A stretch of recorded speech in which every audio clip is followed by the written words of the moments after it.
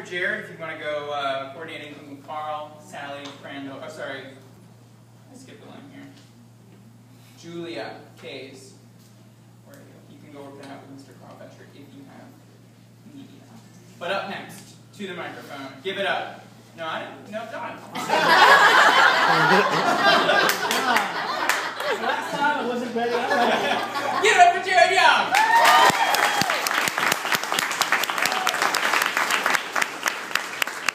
Okay, I have never actually told this story in its entirety to really anybody. The thing is like music is always really a big part of you. And in high school, for example, the starting song of my makeout tape was.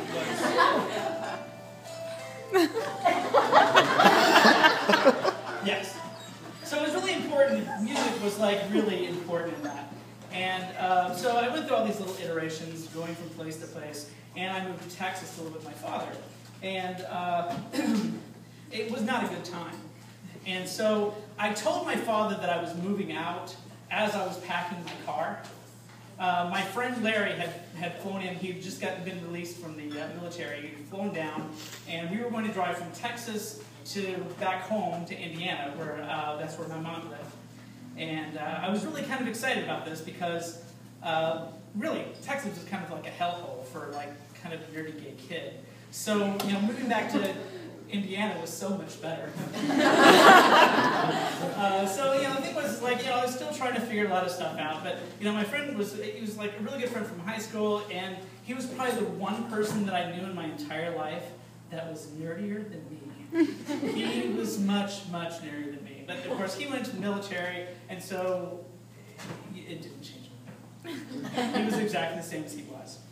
So we packed my car. I said to my dad, I'm going to move home, or move to Indiana. It's like, we still got some stuff in here. It's like, well, I'll leave it. It's not like I'm never going to come back. I never came back. So the thing was like, we had like 3 things specifically that we would listen to as we were taking this trip from Texas to Indiana. And the first one specifically was a song by Squeeze. This is 1990. It was like spring 1990. But this had been out for a while. And this was our driving music. Like as soon as we got in the car, we put this song in, and it's like, here we're going. Here we're going. Yes, we're going. So it was like fast paced, lots of singing, and we sang a lot the entire trip.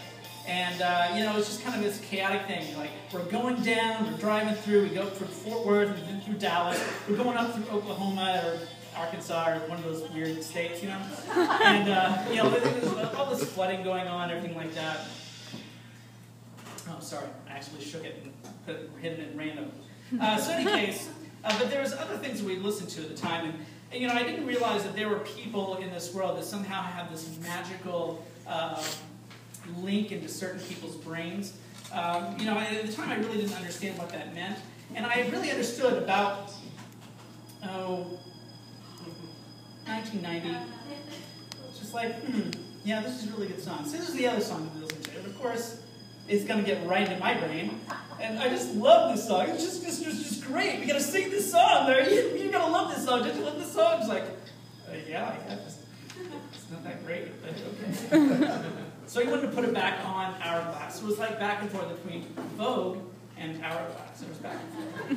What he really wanted to listen to, more than anything else, was actually a book on tape. Which is really not surprising. But I mean, every time we got in the car, we would start off with Hourglass, and then we'd go into Vogue, and then we'd go back to our book on tape, which was Interview with the Vampire by Anne Rice, which is an interesting book. It's a great book, but that kind of set the stage for so many other things that I did later on in my life. And it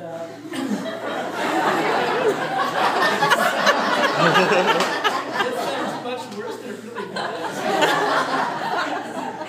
I'll just let you just imagine. You already know that story. So in any case, the thing is, how when you hear, you've seen the meme of like, you see a person and like a phrase, and you see Morgan Freeman's face behind it, and you see every word that you read from that point is Morgan Freeman's voice. The problem is this particular book was read by F. Murray Abraham, which is the guy who played Salieri in the show Amadeus.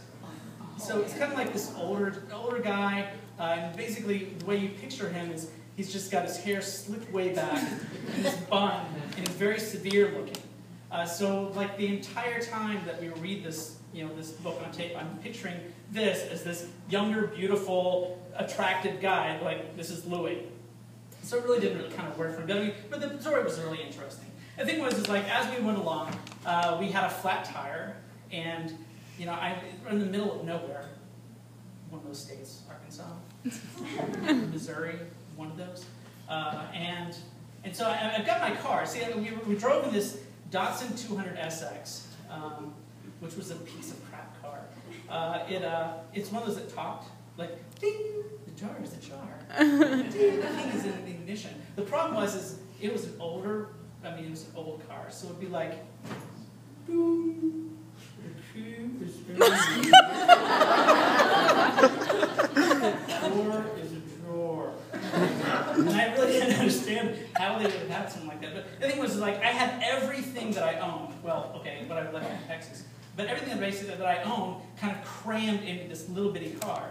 And I didn't want to leave the car by myself, because we had a flat tire, and we couldn't get the spare tire out of it. Actually, I think we got it as flat. It was ridiculous. So, I stayed with the car, and Larry, he hitchhiked to go to some place, and he brings back eventually a record truck, and this is after 2 hours, and he's listening to Vogue after 20 times, so he brings it back. We go to Walmart, we get it, we get a new tire, and of course, we go right back into it, and I realized that okay, from now on, we're going to be playing this song for the rest of the trip. Well, you've already heard it. Over and over again. All the way to Indiana. Well, actually more to Illinois. The thing was, he ended up paying for the tire, which was really nice of him. And we drove to Illinois, and we ended up at my grandparents' house at 3 o'clock in the morning. Woke them up, stayed with them overnight, saw my grandmother, and we drove home finally for another 4 hours to get to Indiana. Which, the total trip was probably 18 hours or something like that. I really wanted to go home, and it was the most important thing in the world. But I managed to have a really great, kind of bizarre friendship with my friend. That we kind of had a great relationship at the time, and we had a great time getting there. And then we finally got to Indiana, and 3 months later, my house burns down. Home again. Thanks.